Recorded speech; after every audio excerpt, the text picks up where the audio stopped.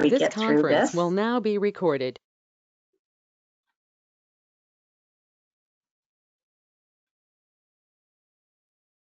Perfect. Okay, so I want to say hello and welcome to everyone. I am Marie Mould and I'm the Manager of Stakeholder Engagement here at Electricity Human Resources Canada, or EHRC. I want to thank you for joining our webinar today, the webinar in the home office and the field, how to practice workplace normalcy. In this webinar today, we will explore best practices for both office and field workers and how Hydro Ottawa have created a safe environment in times of uncertainty. As we slowly start to return to work over the next few weeks and/or months, one thing we have been hearing quite a bit is the many requirements that will be enforced to change how we envision the workplace that has forever changed. Hydro Ottawa's corporate culture has allowed them to adapt and create a safe and healthy workplace for their employees during and after the pandemic. And we are pleased to be able to share these practices today. Before we get started, just a couple of housekeeping notes. We will be recording this session, as you had heard me previously, and we will be posting this webinar on our website and on YouTube. There will be a Q&A session after the presentation, so please feel free to type in your questions at any stage and we'll queue them up by just simply using the chat icon on your screen. So for those of you who don't know, EHRC is a national not-for-profit organization supporting the human resources needs of the Canadian electricity sector. Our role is to have the insight to make sure every employer, union, and educator is prepared to meet the sector's electricity needs. We're an extremely collaborative organization. Our work is done hand in hand with employers, unions, educators, governments for both federal and provincial, and other industry associations. Now I'm very delighted to introduce our presenters today. We have Donna Burnett Vachon, who is the Director of Change and Organization Development for Hydro Ottawa. Donna leads a multifunctional team focused on creating a great employee experience at Hydro Ottawa. This includes oversight for organizational change management, employee communications and engagement, learning and development, diversity, inclusion, and wellness, as well as reward and recognition and employee attraction. Bruce Lang is the Director of Health, Safety, and Environment for Hydro Ottawa. Bruce leads a team of specialists in the development, implementation, maintenance, and a continual improvement of Hydro Ottawa's integrated ISO 14001, as well as the OHSAS 18001, Occupational Health, Safety, and Environment Management System, and Business Continuity Management Program. So prior to joining Hydro Ottawa and the electrical utility sector in 2011, Bruce spent 26 years in occupational health and safety in the forest products, meat processing, automotive manufacturing, nuclear products and services, and the municipal government sectors. So I want to welcome both Donna and Bruce today. Thank you so much. And I'm going to hand it over to you now, Donna. Great. Thanks, Marie. So let me... There we go. Okay. Oh, hang on. Testing our ability to function remotely here. Exactly. Here you go, Donna. Thank you for your patience. No worries. Let's get started here. Thanks, Marie. All right, Bruce, I'll let you kick it off and I'll jump in then as we go. Very good. Well, good afternoon, everybody, and welcome to our presentation. A very hot, humid day here on the outskirts of Ottawa, so I hope everybody's having some good weather and doing well in these quite uncertain times.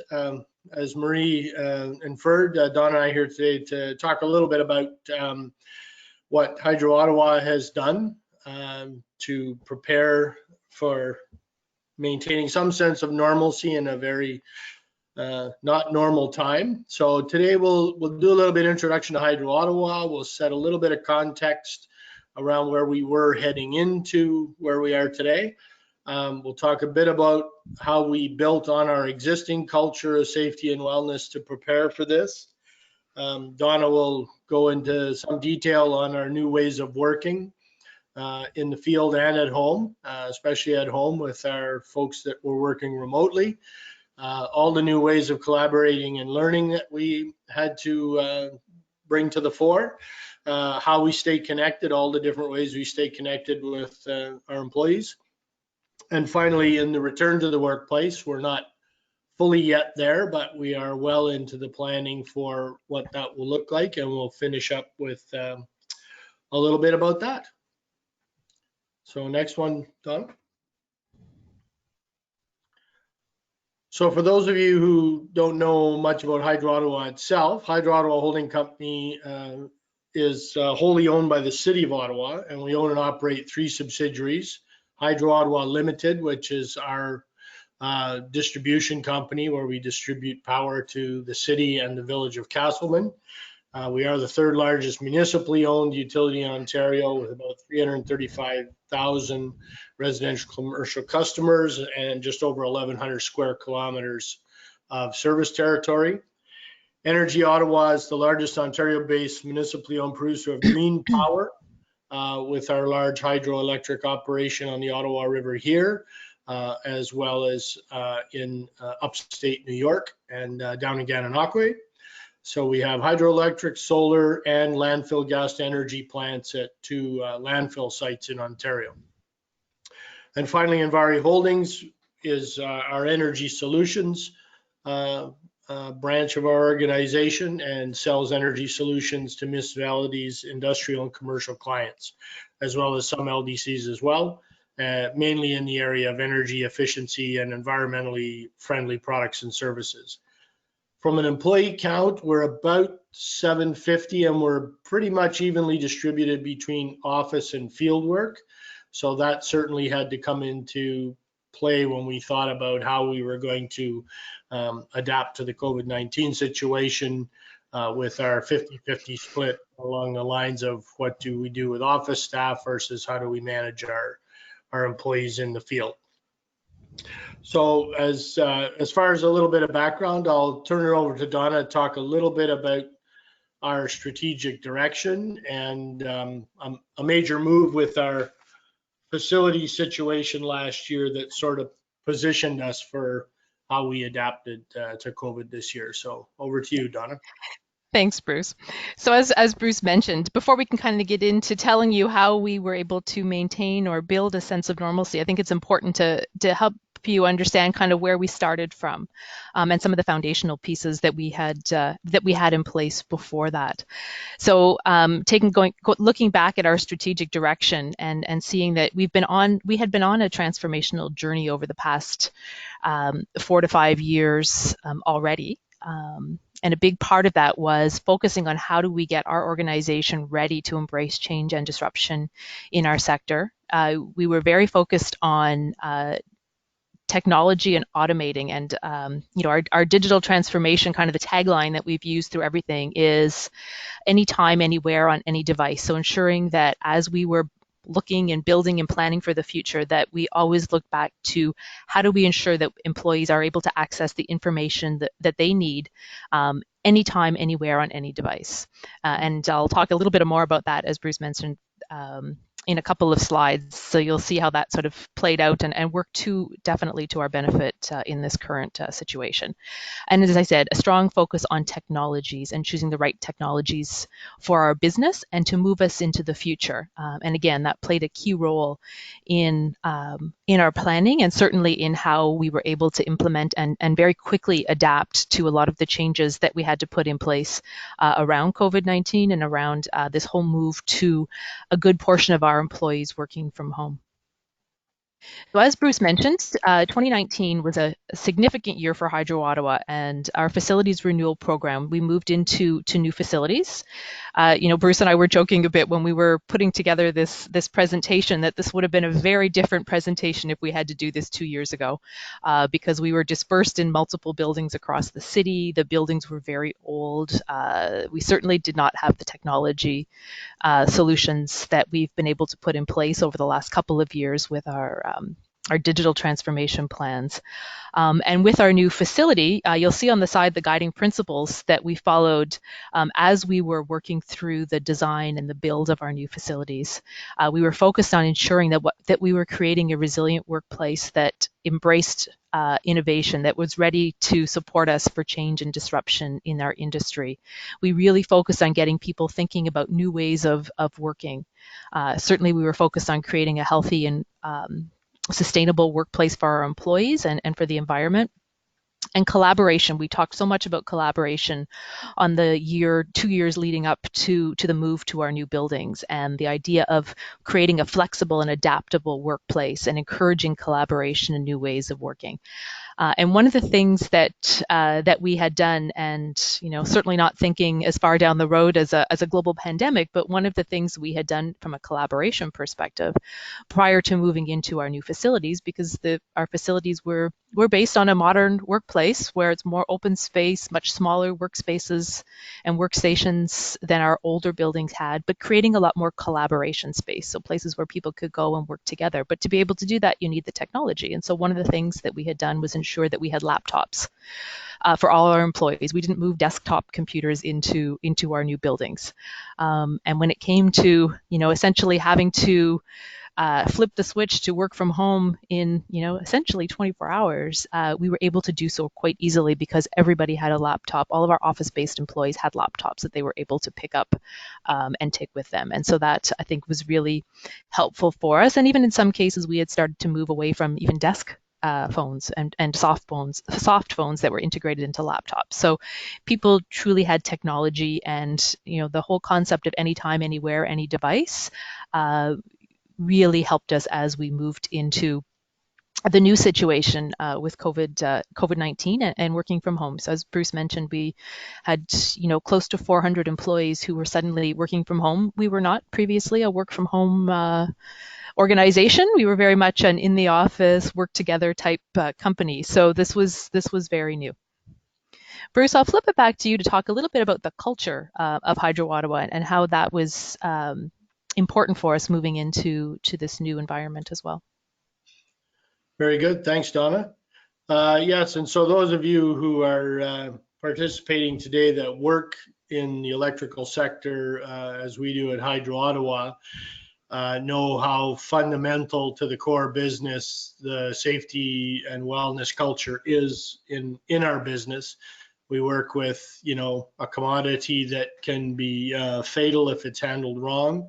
And there's a great many hazards even getting to where our infrastructure is to work on it, all kinds of weather, everything else. So the building on that culture was a key part of how we, equipped our people to work safely in this situation. As Donna mentioned, half the organization is probably working from home in a home office set up very quickly, relatively low hazard environment. And the bigger challenges there were communication, collaboration, effectiveness, those types of things, and the mental wellness that came after you've been, working from your dining room table for 9 or 10 weeks and have your whole family home potentially, and those types of things. But in the field workers, it was really, inherent in our planning very early on that these folks would probably have sort of a twofold stressor in that they were out in the public environment and having to do all the normal things they have to do to work safely, while still focusing on the job at hand, not letting the COVID situation and the procedures distract them from the safety, the mindset they had to have to stay focused on the safety of their work. They're out in the public domain, so that, it was always front of mind for us to make sure, how do we make sure that they're following the new protocols, but staying focused on the job at hand. And the second piece really was they were worried about their families, because now they were moving in and out of the home. Potentially other family members were not. We had employees who had spouses in the healthcare sector. So you have a hospital nurse coming home at night from his or her job. So we understood that part of that was taking our existing safety culture, making sure we were refocusing it on people so they were staying focused on the job at hand, adding the extra, and Donna will speak to some of the things that we did a little later on about things that we helped to prop that up, whether it was on the mental health front, whether it was on, focus on the job at hand, whether it was reminding them of protocols, providing them the tools in the field. Because as Donna mentioned, many of our communication channels had to change. We have laptops in most of our trucks now with GPS and the ability to communicate, but it doesn't work in all corners of the city all the time, and not everyone has a cell phone. And so we had to adapt our messaging to get to employees in a variety of ways, and Donna will speak in detail about that as well. But suffice to say that, one of the good benchmark starting points we had for us was we already had that strong safety culture that's sort of dominant in our industry, and we were able to leverage that to have especially our field folks up and running, with some confidence fairly quickly. Great. And if I can add to that, Bruce, on culture, the other piece that is kind of speaks to who Hydro Ottawa is. We're a very community-minded organization, and we engage, in the community, but we're also a social organization in the sense that we do a lot of activities amongst, within the organization, be it around, you'll see folks here in the pictures on Bell Let's Talk Day and on different diversity-related days and wellness days. So we knew that even though people were working at home, we had to create ways for people to still feel that social connection with one another, because that's truly who we are as an organization. And as Bruce mentioned, wellness was important as well, not only for the folks who were still at work and working outdoors, so our folks in the field, but also our employees at home. And so we really were trying to think about how do we continue to create this and keep this strong culture that we have alive, but in a different way than we had. I want to talk a little bit about technology as well, because I think strategy-wise, culture-wise, but then technology-wise, we're also foundational to how we were able to move into the current environment that we're in. And so you'll see here a lot of the integration in our technology. So Workday is a tool that we had implemented about, I would say, almost 2 years ago now, in terms of a cloud-based human resource tool for the organization. But integrated to that, we've got everything from Okta to our banking to Outlook.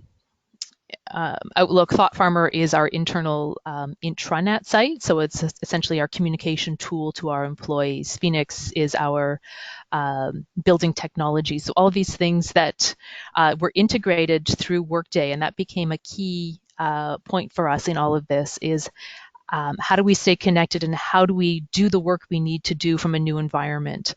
And working through a cloud-based system like Workday absolutely supported us well in this.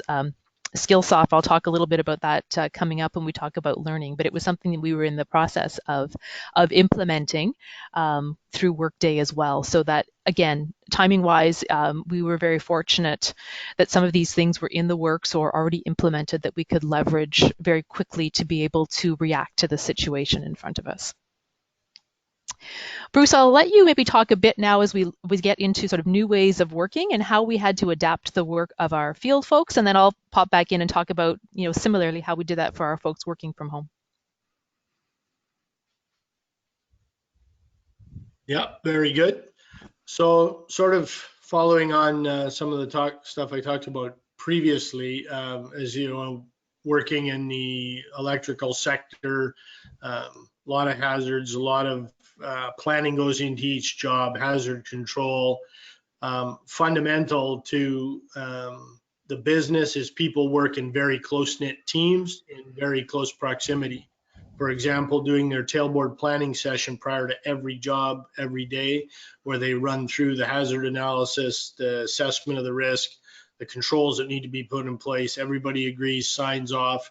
This now became problematic in the new climate. This put them face to face over the same job planning form on the hood of the pickup truck, and was not something we could do. So right away we learned very quickly as we looked at the recommended restrictions to deal with this virus, we had to change a lot of how we did things, and it was sort of went against the grain of fundamentally how our people work.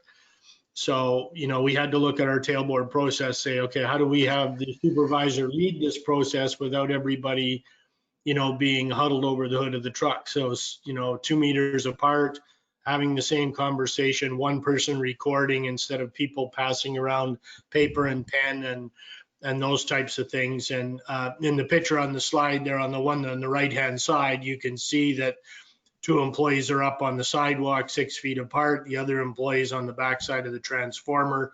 They're talking about the job from a distance, figuring out how to plan. You can see there's 3 vehicles on the road, so people traveled in separate vehicles, which took planning and shift rotation because we couldn't have all people on the job at the same time. We didn't have enough vehicles.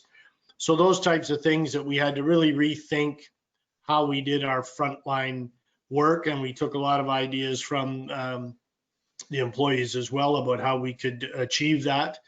The boxes on the screen show something that part of what Donna was talking about in our communication strategy that we'll discuss in more detail was building a supervisor's page on COVID-19 on our Hydro intranet site, which gave them protocols to follow, in common areas where we got questions right away. What happens if an employee reports an illness, exhibits symptoms at work, tests positive? What's my return to work protocol after I've had a positive test and recovered from that? Showed them what the province of Ontario self-assessment tool looked like.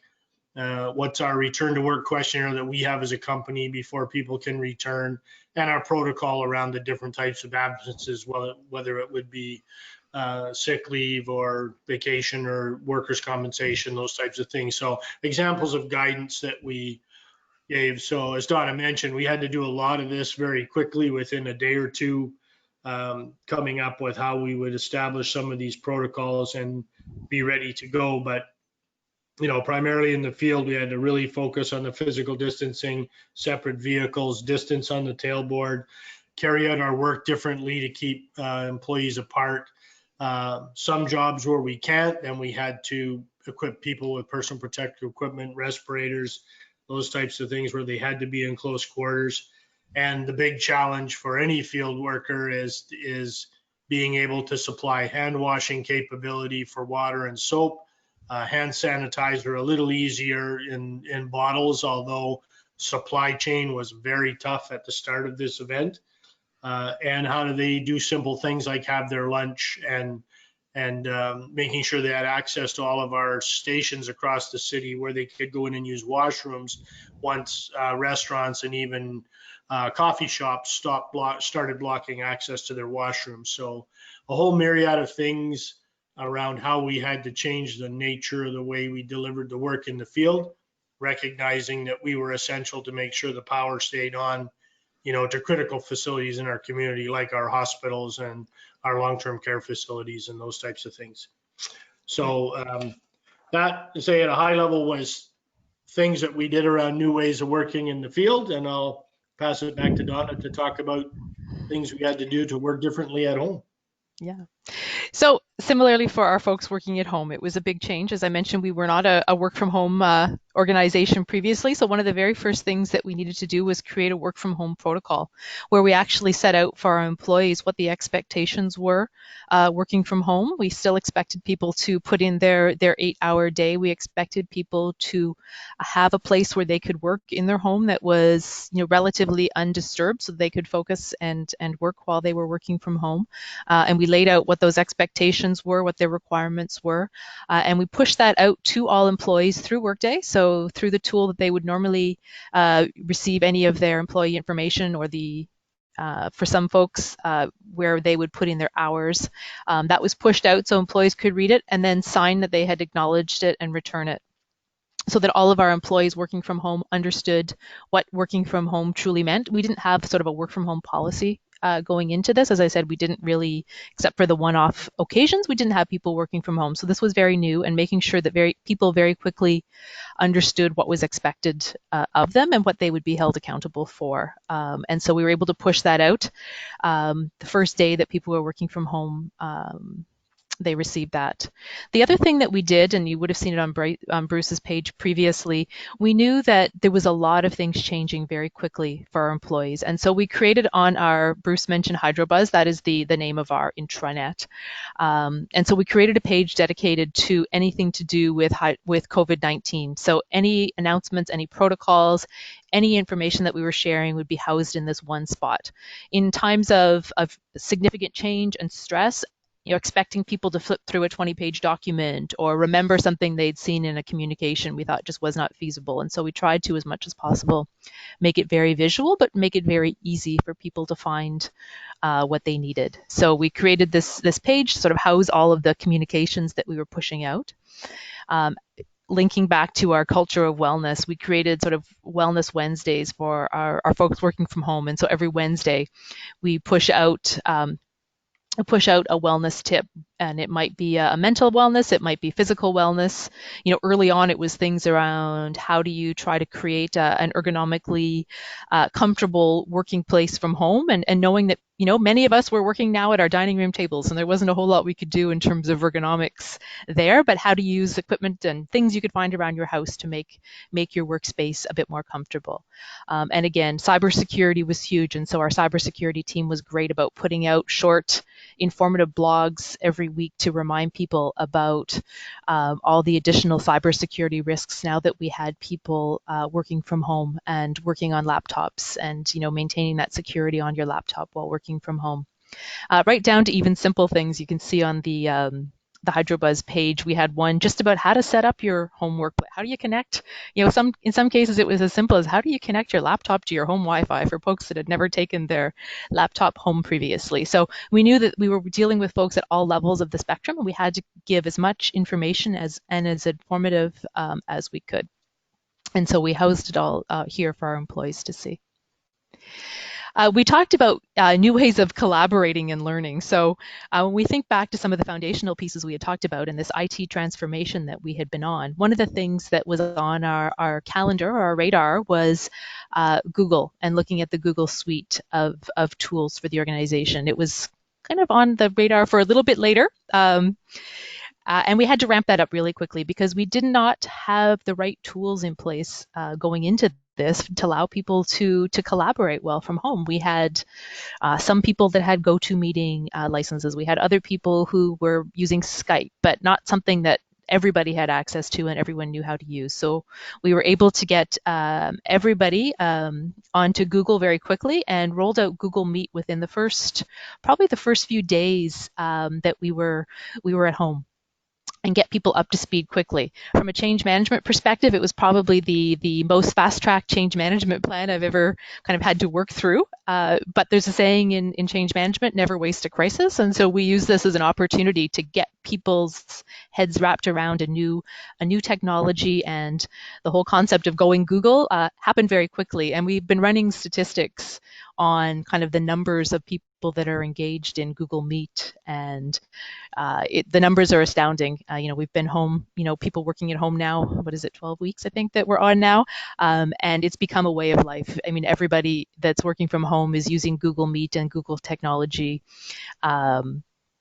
every day, if not most of every day, to connect with colleagues, whether it's just the chat function on the side or whether it's video meetings. So very quickly had to ramp that up, and so we would roll out every couple of days. We'd be rolling out new tips and tricks. We'd be rolling out training snippets on how to use their new technology, new features that they could use within that, so they knew how to manage that, how to use it from your phone versus your laptop. The other thing that we rolled out, and as I said, this really came back to timing because we were working on, I talked about Skillsoft linked to our Workday technology, and it's really an e-learning library that we had been focused on. We'd been moving more and more to e-learning corporately over the past year and developing a lot of that in-house ourselves, and then we're putting together a sort of a resource catalog of e-learning to again tie back to our strategy of anytime, anywhere, any device. And so within about the second or third week that we were working from home, we were able to roll out our new ways of working and introduce e-learning to our employees, and stress the fact that just because we're working from home and just because things are different does not mean that we stop learning and developing. It's now more critical than ever that people continue to develop their skills, be it on the new G Suite tools that we're implementing.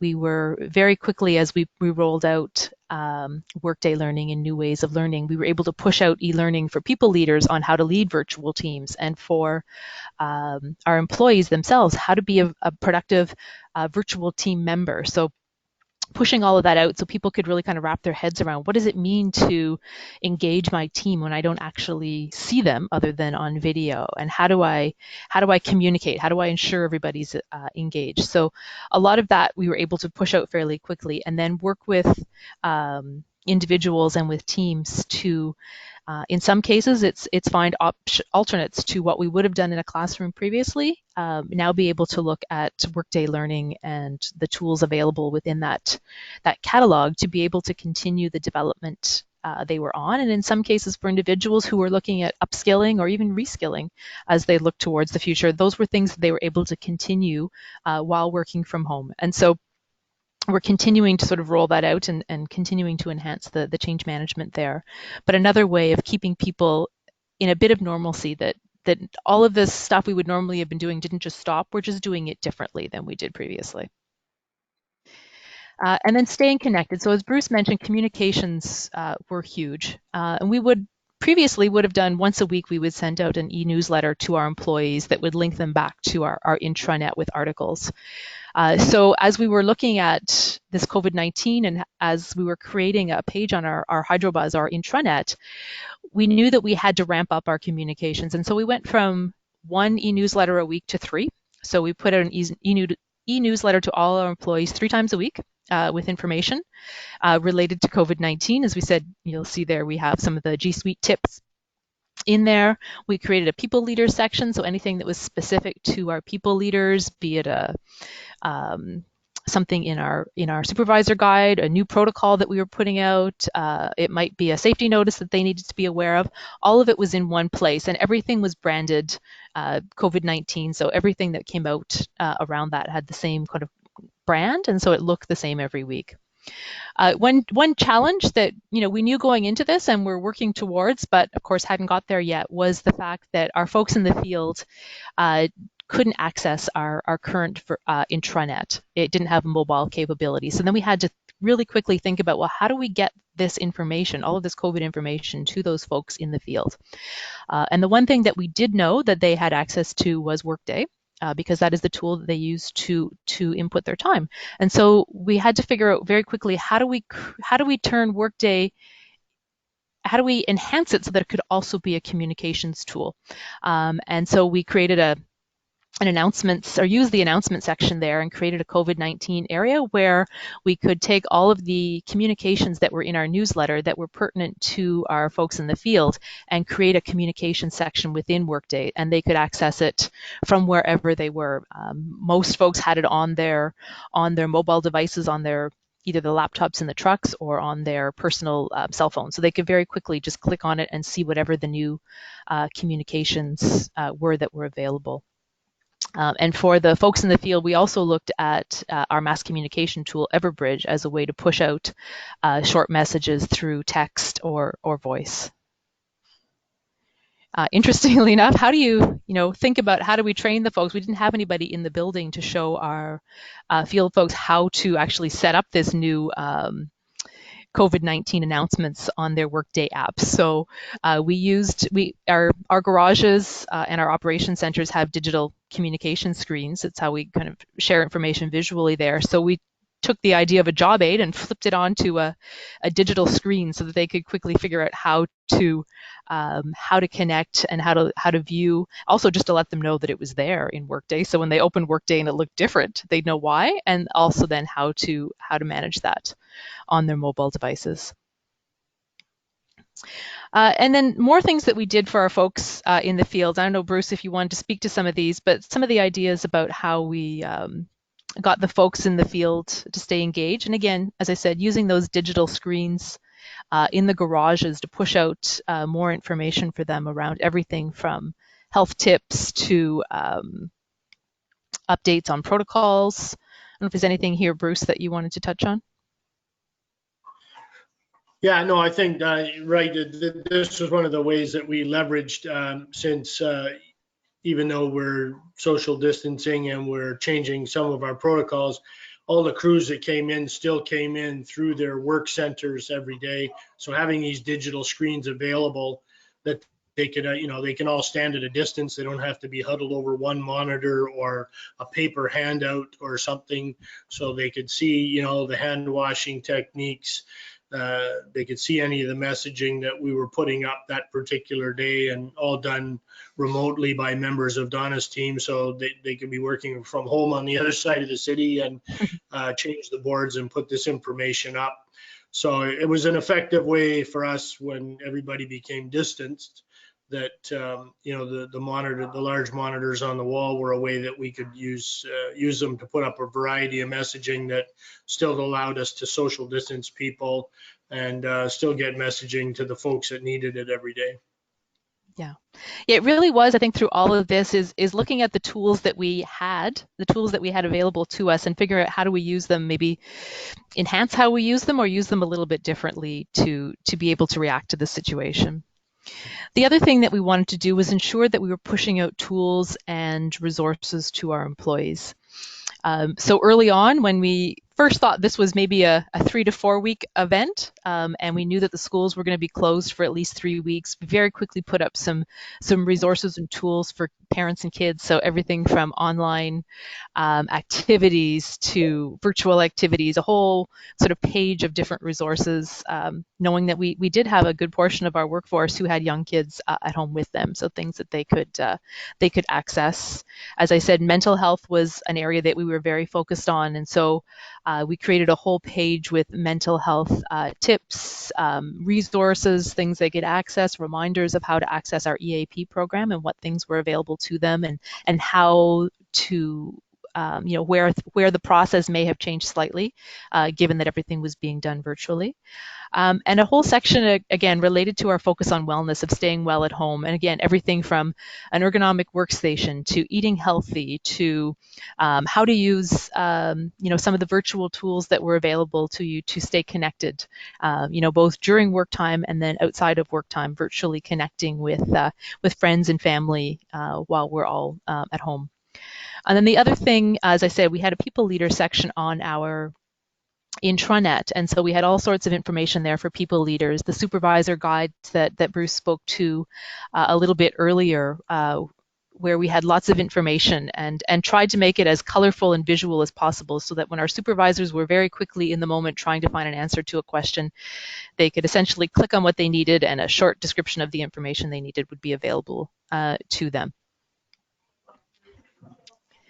So in terms of staying connected, engaging, and collaborating, as I said, we very much have always been an organization that creates awareness and that celebrates events. And so a lot of our groups then tried to figure out, well, how do we do this differently? And so here's a good example, International Day of Pink. So our Pride Committee, all working from home, putting out information to our employees about International Day of Pink and why we celebrate, and sharing their messages from home, and putting out a challenge to their colleagues to do the same. And so on our intranet site, employees have the ability to comment and post their own photos. And so by the end of the day, we had a page full of photos of, in some cases, individuals at home with their kids with messages. Some groups created a collage of their team working from home and either dressed in pink or sharing messages, but continuing to try and create that social connection that really speaks to who Hydro Ottawa is. National Day of Mourning. So this is a big event for Hydro Ottawa, and I'll let Bruce talk a little bit about kind of typically what National Day of Mourning would look like for us and how we adapted it this year. Yeah, so as Donna mentioned, National Day of Mourning is probably one of our two largest events that we do every year, as well as our all-employee forum. But on National Day of Mourning, where we get together as a company, you can see the pictures along the bottom there, where basically we put the whole organization in the garage, and we'll have guest speakers. We have, awards for children of employees who enter a writing contest around health and safety. We lay a wreaths in memory of people who lost their lives in our sector. So a number of things. So it's, as Donna mentioned, it's a very big gathering. It's one of our two largest of the year, where all employees get together, and it's part of that certain things that we do that I think make us a fairly cohesive company. So obviously this year that all had to change, and what can we do differently to still recognize without bringing everybody together and leveraging tools we already had, because there was no time or effort, time or ability to put anything new together. And so, as Donna mentioned earlier on, we have a tool called from a company called Everbridge that is our emergency mass notification system that allows us to push messaging out to all employees in emergencies. And we thought, well, can we adapt that somehow to use that to send a pre-recorded message out from our president and CEO to all employees to recognize National Day of Mourning, and that's what we did. So that was, again, trying to leverage a tool we already had, use it for another purpose, be able to get messaging out to all our employees, and we were able to push that out to every employee's telephone as an audio message from our president and CEO in recognition. The week after National Day of Mourning is sort of a triple week. It's the North American Occupational Health and Safety Week, it's Mental Health Week, and it's Emergency Preparedness Week. So again, we normally do activities during that week where we bring our crews together. They clean out their trucks, inspect all their tools and equipment. We get annual inspections and calibrations done. They practice their rescue drills. We do all kinds of things. Again, all things we couldn't do while maintaining physical distancing. So again, we had to look at that and say, what can we do differently? Some of it done by messaging. As Donna mentioned, some things around mental health were done online in different ways. And some of our equipment inspections, the ones that had to be done, we had to arrange, off hours for an outside vendor to do it with no contact. So we had to adapt, like I say, a lot to do that. But Everbridge was a good example of leveraging a tool we already had for another purpose and repurposing it, to help us out in this instance. Great. So Bruce alluded to Mental Health Week, and I wanted to sort of highlight this one because I think it was a great example of really our employees grabbing onto this and really running with it and doing a fantastic job. So Mental Health Week, we have an accessibility committee as part of our broader diversity and inclusion programming. And they're a very active group and a lot of creativity in that group. And so they came up with a week's worth of activities. They had a theme per day. And again, knowing that people were in a very different mindset now working from home, and that there were likely people that were struggling with working from home or not feeling connected. And so they wanted to really create an environment that not only highlighted mental health, the importance of good mental health and the challenges happening currently, but also ways to support mental health. And so each day of the week they had a theme. They had one member of the committee each day recorded a personal video of what they were doing related to that theme, and talking about sharing their own story of themselves being at home, and in one case talking about how they were using physical activity as a way to stay connected, and how they were using that as a way to stay well, but also how they were leveraging tools like Strava to connect with family and friends and create challenges, and showing people how to do that. our executive sponsor for the accessibility committee took on connecting through food and did a great overview of how he was using food and cooking at home because our restaurants were closed, and put a plug in for people to support their local restaurants and food banks to connect through food, but also put out a recipe challenge, so sharing one of his favorite recipes and encouraging others to connect. And again, by the end of the week, that page was just full of people's recipes or people commenting on having used others, and it was just a fun way to connect, people having pictures of their kids up there, on step stools, learning how to bake, and all sorts of things. Everyone who was baking their own bread and trying new things. Probably one of the most fun things that happened that week is the committee put together a mental health trivia challenge, and they coordinated through Kahoot as a sort of a live trivia game. And it was really a great example of bringing people together to kind of rebuild that sense of community and engagement, but also throw out a little bit of competition as well. And it was one of the few times that we saw in the chat panel a little bit of trash talking happening as they were going through the trivia game and competing, and everything down to even just the fun usernames that they put in. It was just really a fun activity. Everyone right up to our CEO was participating, and a great event, and I think a good opportunity for people to see that we can use this technology. We're using it for work, but we can also use it to stay connected and stay engaged. And then they wrapped up the week with gratitude, and so people putting up messages of what they were thankful for. And I think you might have seen on one of the earlier screens, messages that were in our garages on the digital screens to acknowledge and thank our folks in the field who were keeping the power on for the rest of us who are working at home. And then finally, on engaging and collaborating. So Bruce mentioned, we've been putting out written communications, and then for National Day of Mourning, we had a recorded message that went out through Everbridge from our CEO, and then again, continuing to kind of build on that and get better at what we were doing. Then we put out a virtual town hall. So just recently, our CEO did a virtual town hall that was streamed to all of our employees.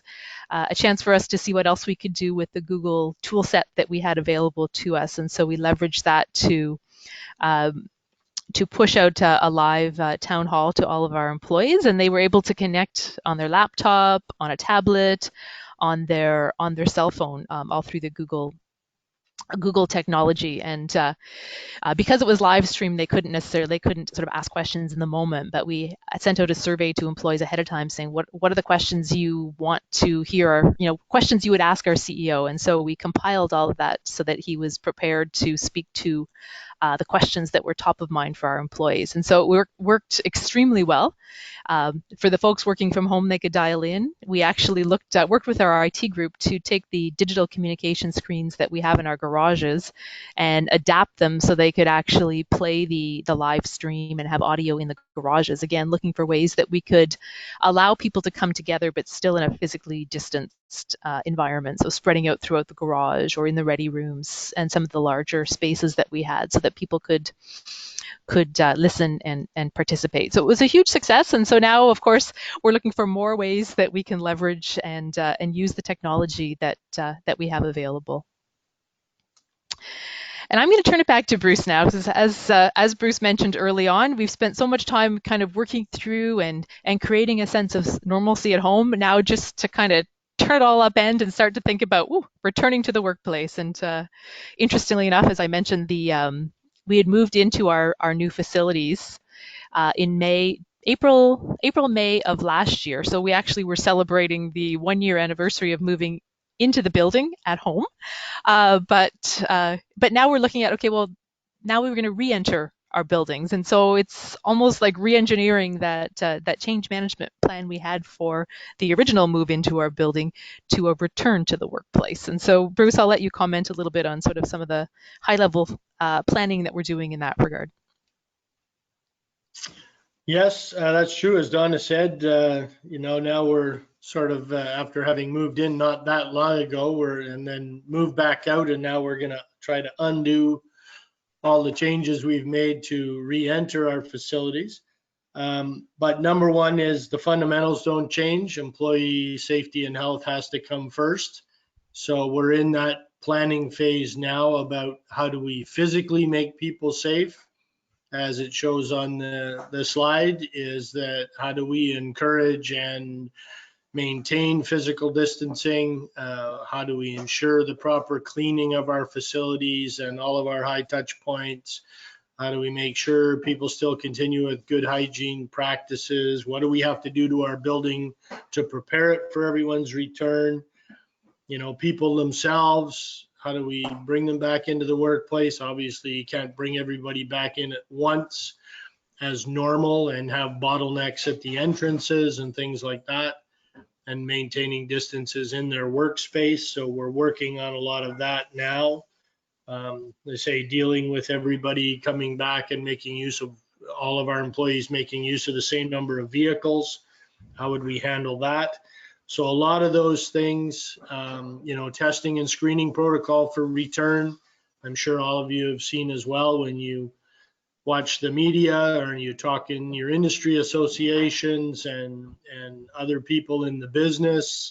There's a sort of a lot of things that are similar that everyone's considering. There's a lot of things that, you know, people may or may not do, and it evolves weekly. That's the other piece, is that the frameworks and the recommendations from public health are fluid. They're not, there are some very solid ones like physical distancing, hygiene, things like that. But, you know, the whole issue of face coverings, and there's a lot of fluid pieces. So we are in the midst of that now, to planning what our gradual return to the workplace is going to look like. And, you know, our high level thinking is that, you know, we will start that sometime probably this summer, but it, you know, we could be in this type of phase well to the end of 2021. Everybody's crystal balling and looking, will we have a second spike in the fall that might require us to come back a bit, back to, you know, working outside the workplace? That remains to be seen. And of course, the big unknown is, you know, whether in a couple of years that there's a vaccine on the horizon, which would change our approach again. But as Donna said, there's in the meantime, we're doing a lot of communication with our folks, a lot of activities to try and support not just physical but mental health, making sure people have the tools they need to communicate with each other and work effectively.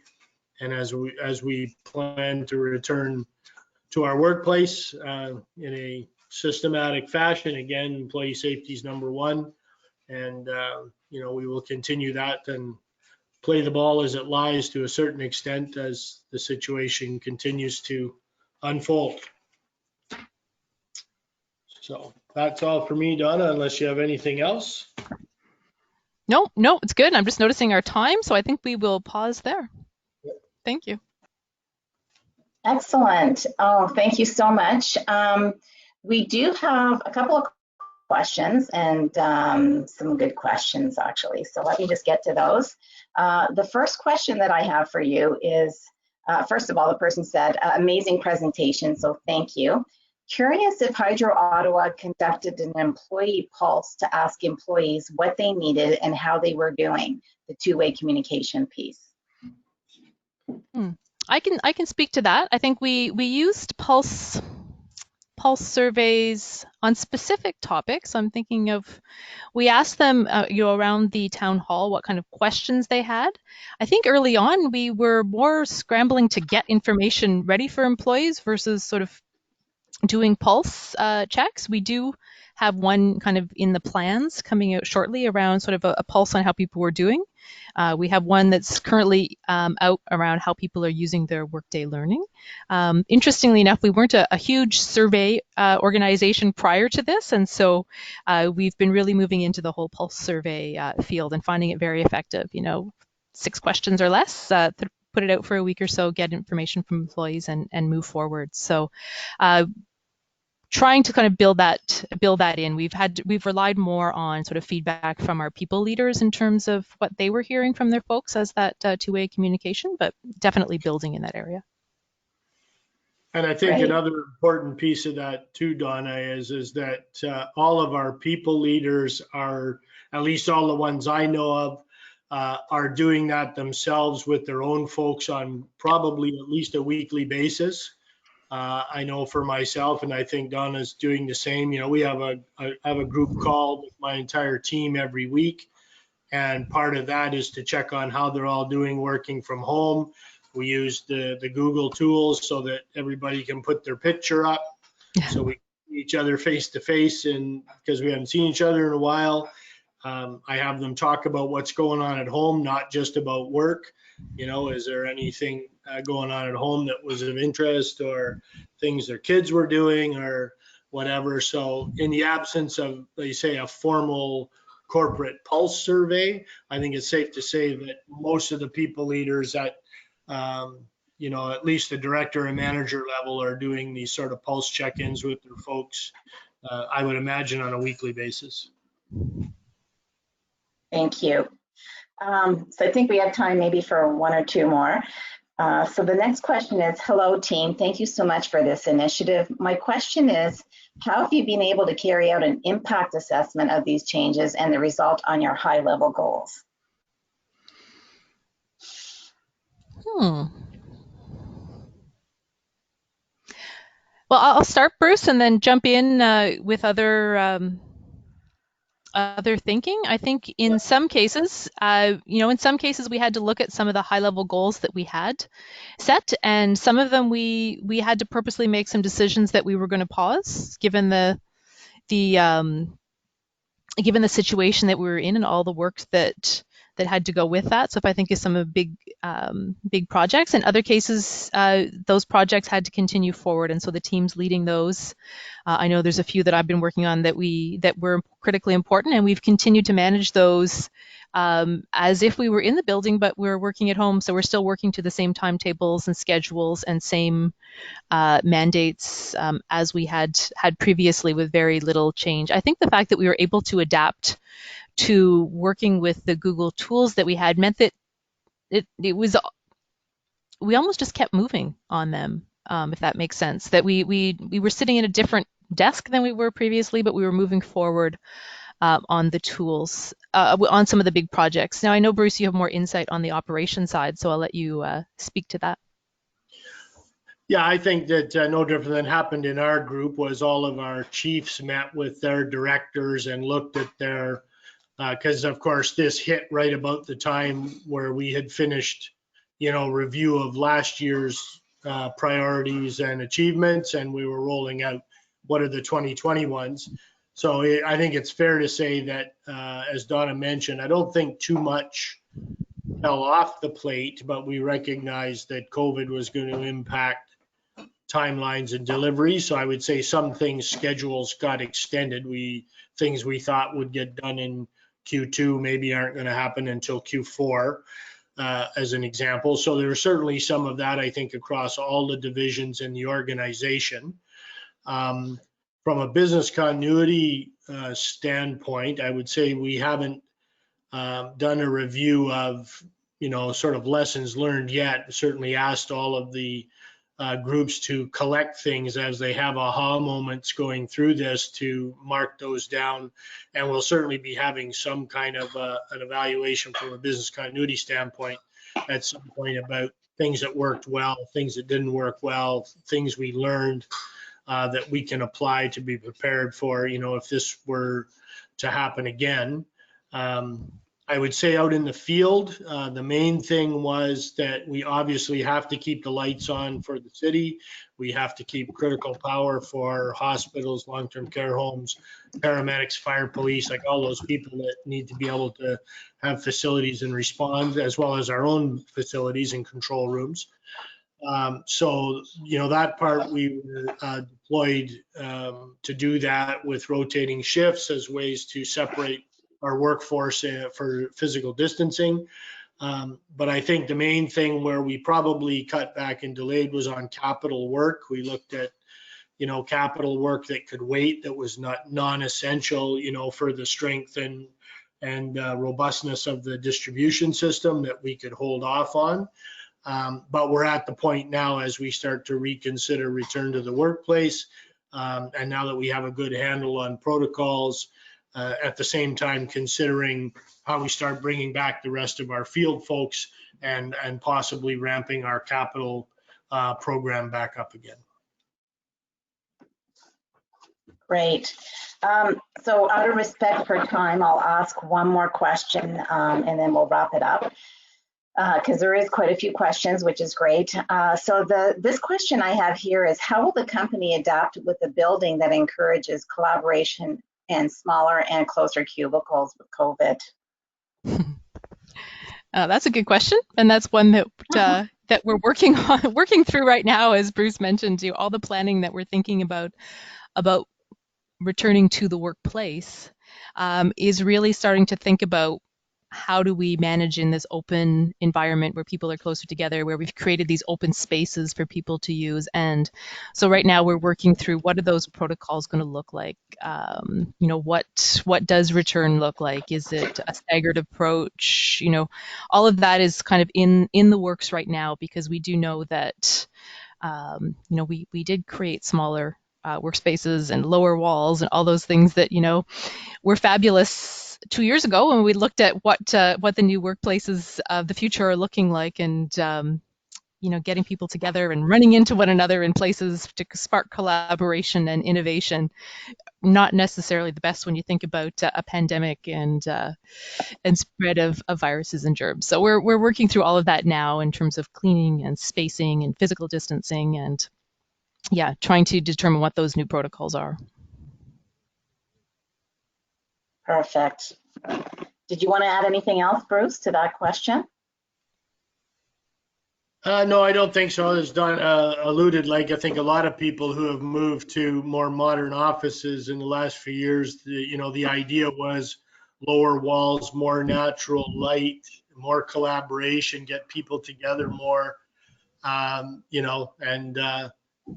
had we seen a had we seen a pandemic coming, would that have changed thinking? I don't know, but we now just have to adapt with what we've got. We're certainly not going to retrofit our entire new building. We're going to figure out how we work with it and still make it a great place to work until such time as we have a vaccine and perhaps we can be in closer contact again. But I don't think anybody who was designing office layout in the last 5 years saw this coming, and whether that would have prompted people to keep 6 and 7 foot high cubicle walls and have everybody in private offices. And I'm not sure that would have been something that was sustainable anyway. So we're like most folks, I think, where that's another one where we have to play the ball where it lies and do the best we can. Okay, great. All right, so I'm going to wrap up now. So I wanted to thank both Donna and Bruce and all the participants today. For anybody that submitted questions, because I see there was still quite a few here, we will respond to those to you. We'll be sending out also a very quick poll requesting topics that you'd like to see from EHRC in some future webinars. You can also stay informed about our resources and other webinars by signing up for our newsletter on electricityhr.ca. I want to let everybody know to enjoy the rest of your day, and we hope that you'll join us soon. Take care. Thanks, everyone. Thanks, Marie. Thanks, everyone. Thank you.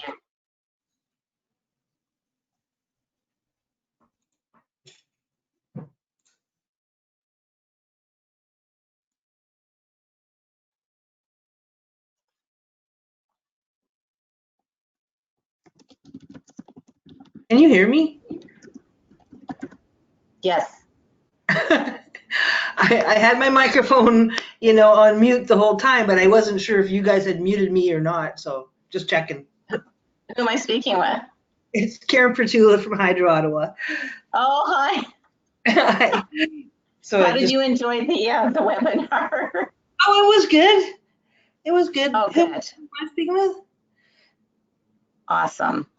I thought it was very good, and a lot of engagement today. So I want to thank Hydro Ottawa. It was a very good webinar.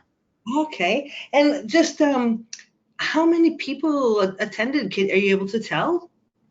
Yes, I was able to tell that there was close to 40 people that stayed on for the whole webinar. We had about close to 60 register, but 40 attended and stayed on pretty well right till the end. Okay, that's great. Okay, thank you. You're welcome. Take care. You too, bye. Bye.